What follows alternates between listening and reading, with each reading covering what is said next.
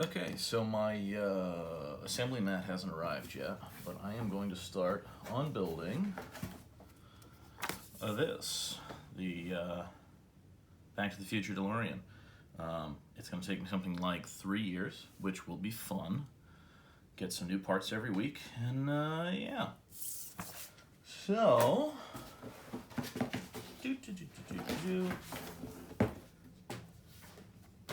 issue 1.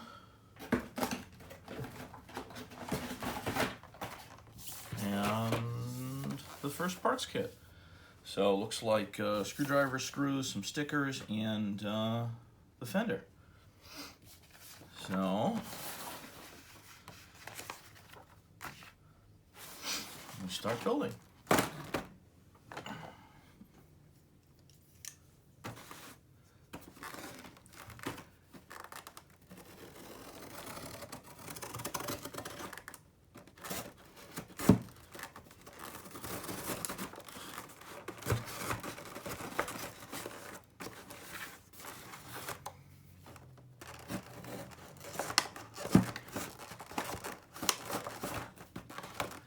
Tell if I'm going into the plastic or around the plastic at this point. I think I was cutting into the plastic.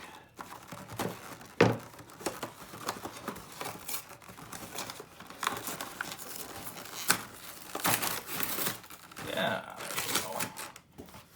Throw that on the floor like an adult. Throw this back a little bit. Floor.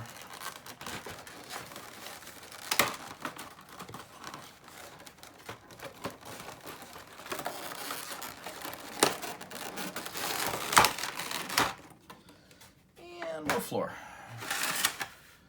So they gave me a screwdriver. Not a bad screwdriver, pretty tiny. Bags of screws, AP and BP. Tiny bag of stickers for the license plate, so that'll be fun. I'm gonna have to get some tweezers for that. And yeah. So part 1, big piece of die-cast metal. This is 1C, which is labeled on here somewhere, I think. Maybe it's labeled in the diagram. Yes. Oh, okay. So this is laid out more or less like the tray. 1C and 1A is the rear bumper. And 1B is the lower rear section. So I have to put 1C and 1B together. And they go together, yeah, like that. And then they get screwed together from this side with BP screws. I have no idea if anybody's actually interested in this and anybody wants to watch this. I guess if people are interested, let me know and I can do more of these. I already have kit 2 because the first 2 came together. And I'm kind of thinking I'm going to do this as like a Saturday thing. I don't know. While we're all on quarantine and I'm on second shift, Saturday mornings are pretty easy. Of course, if I'm back to work on regular schedules, then I work a lot of Saturday mornings because reasons, mostly irritating reasons. But everybody's heard that. So we put the screws in. Sure this is going in neatly. I don't know how well toleranced all this stuff is.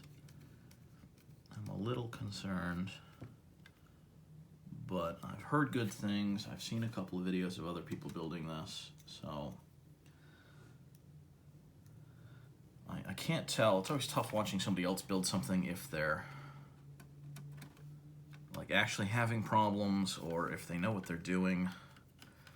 How competent they are, you know, and they're like, oh, this screw's cross-threading. It's like, is it? Or do you just not know how to use a screwdriver?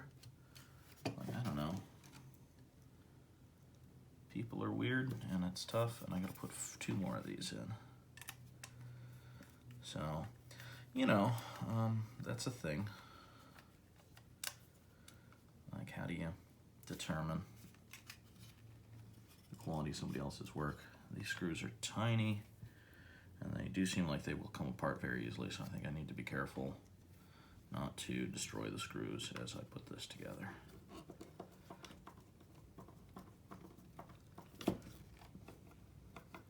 Because I do not want to deal with it coming apart.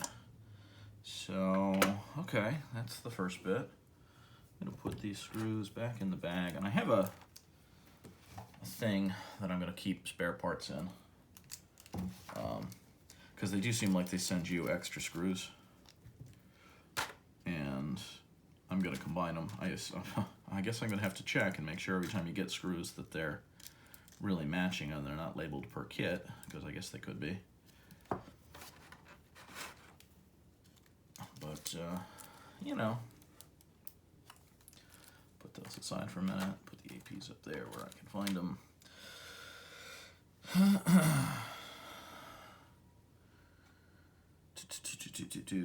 These instruction books are kind of cool because they're like little magazines too, and they're full of extra details and interviews and stuff like that.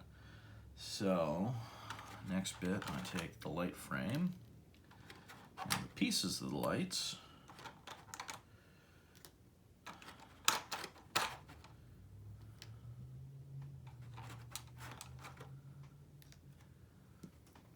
And I guess there's no real way to screw this up.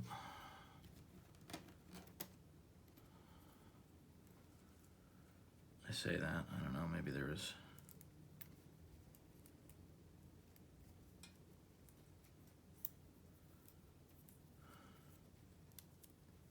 Okay, so they go on from this side.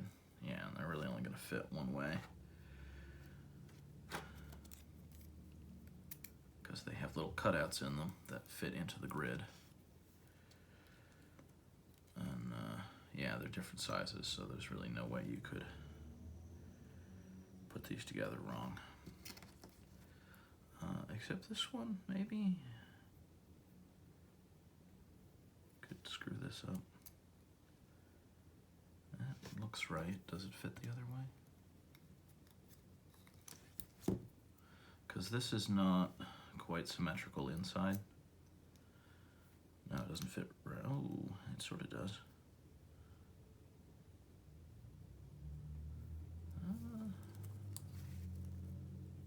Oh yeah, there's tiny little DMC text on it. I don't know if you can see that on the light, but right there, yeah, there's definitely a right way up because it actually says DMC. So, I guess I got it right the second time. So then,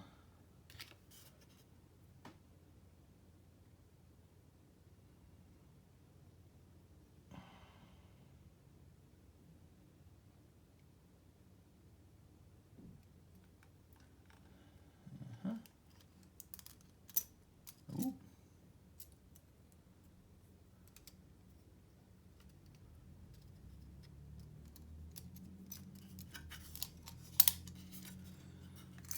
Oh, dang it. Okay, gotta be careful with this bit because it wants to spring back out.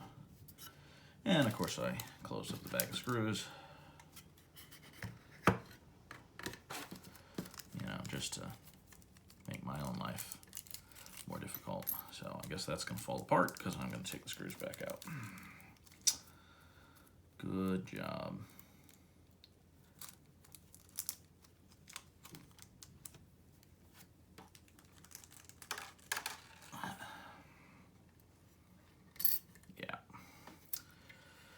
Yep.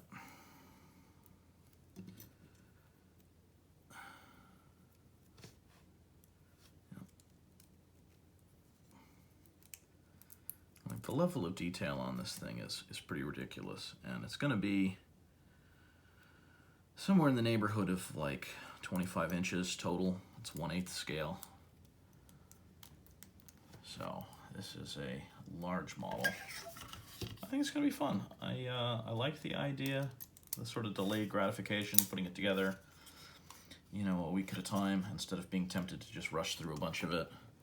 Or alternatively, like working on it a bunch and then getting tired of working on it and like forgetting about it and leaving it undone for a long time.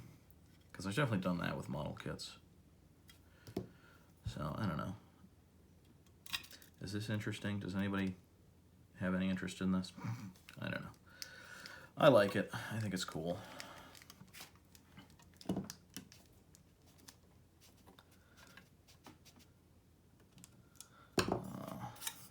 Yeah, look at that. So I got a rear light here.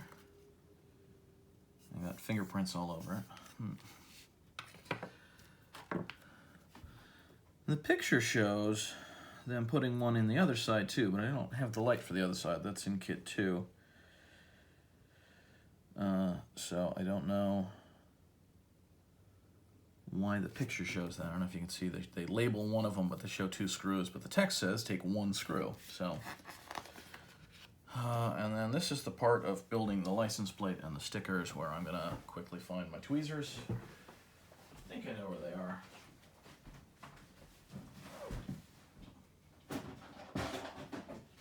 I hope I know where they are.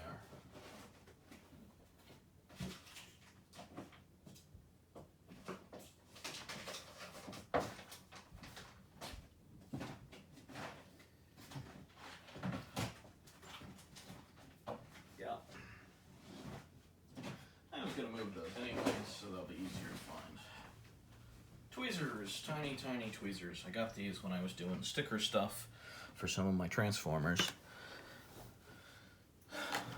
But yeah, I got this tiny license plate, and then even tinier stickers.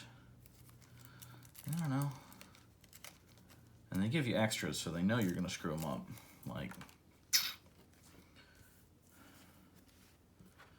So those are California 88, and these I think are supposed to say August, but geez, that's hard to read.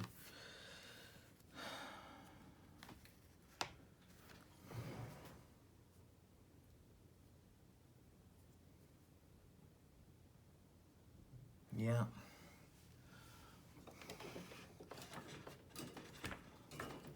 Come on. Got my little soldering buddy here.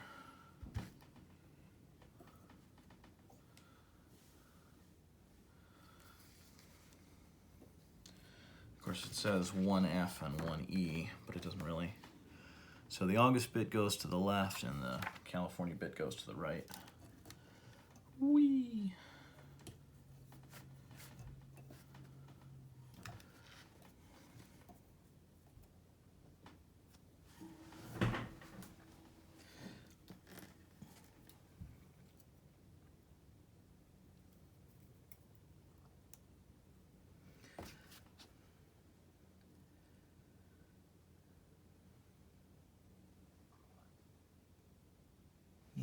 These are really hard to.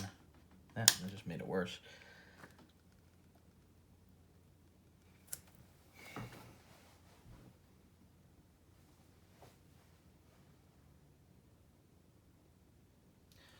All right, well, I believe I've figured out the orientation, so yay.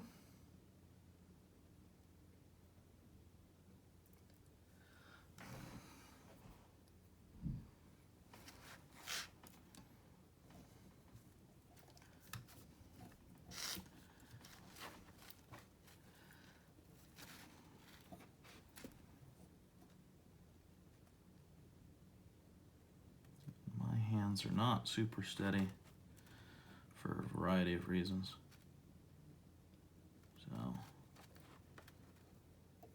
that's not too bad. The other sticker is much easier to read. It doesn't have this like hyper reflective background on it. So that's easy to tell which way is up for the other one. And since I used the rounded top for the other one, I think I'm going to try to use the rounded top for this one, because again, they give you 2 sets, but they're not actually quite identical, because they're rounded corners on one side and flat corners on the other, but which side depends on whether you use the top or bottom sticker from the piece.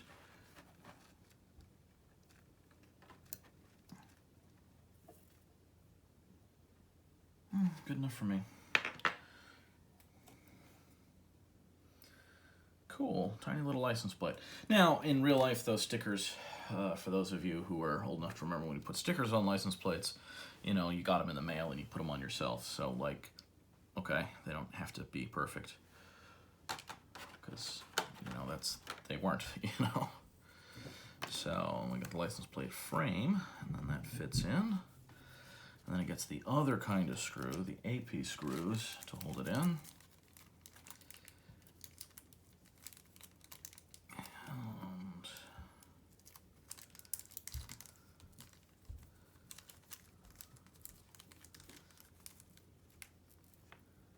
Two of these. I'm just going to see if I can get two out of the bag.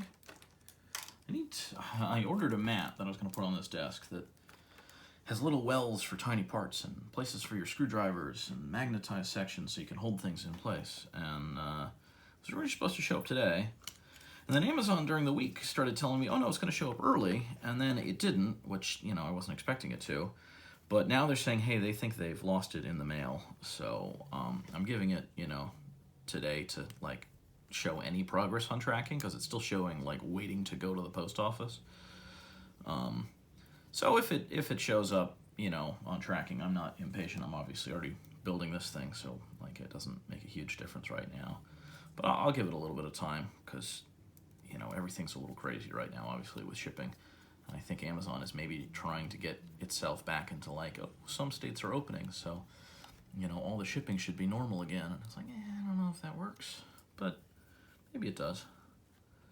I don't know. I'm very conflicted about the whole thing. I've been working the whole time, so I appreciate that a lot of people are scared, and a lot of people are scared about being out of work. And it's not simple, and there isn't really a simple answer right now. I don't want to tell people that like staying out of work is the right thing or going back to work is the right thing or anything like that, because it's very much going to depend on your situation and your health and the risks at wherever you work. Fortunately, where I work, the risks are not zero, but not super high. I kind of work with the same few people every day, and especially on second shift, there's not a lot of people in. I have my own little work area. It's a cubicle, and most of the cubes at my job are 4-people cubes, and even before this, mine was only a 2-person cube, and the other guy's on first shift, so I really work by myself, and I have my own computer and desk and everything, so I'm not like in contact with people that aren't in my normal work. And they've actually done, I guess they've done an okay job at work. I know everybody's like kind of railing on them, but there haven't really been many cases at work, and considering how big the company is, it could definitely be worse.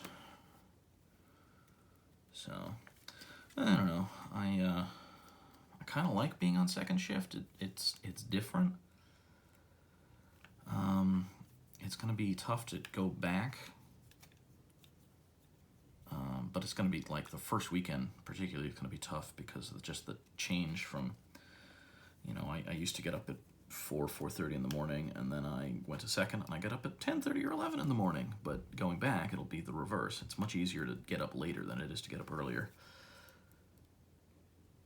So I guess that's how that goes. It might squeeze together better. I don't know.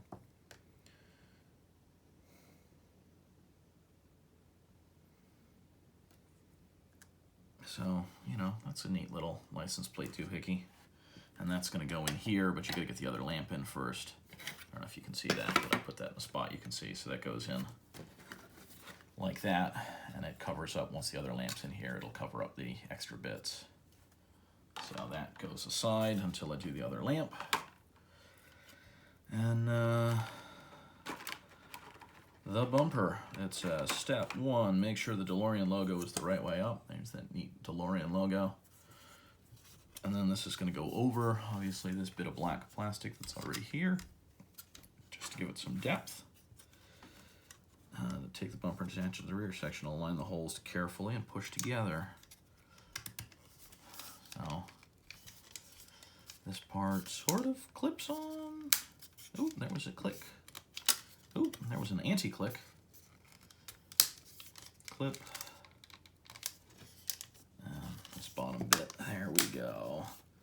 So that sort of snaps together. I bet it gets a screw too. Does it?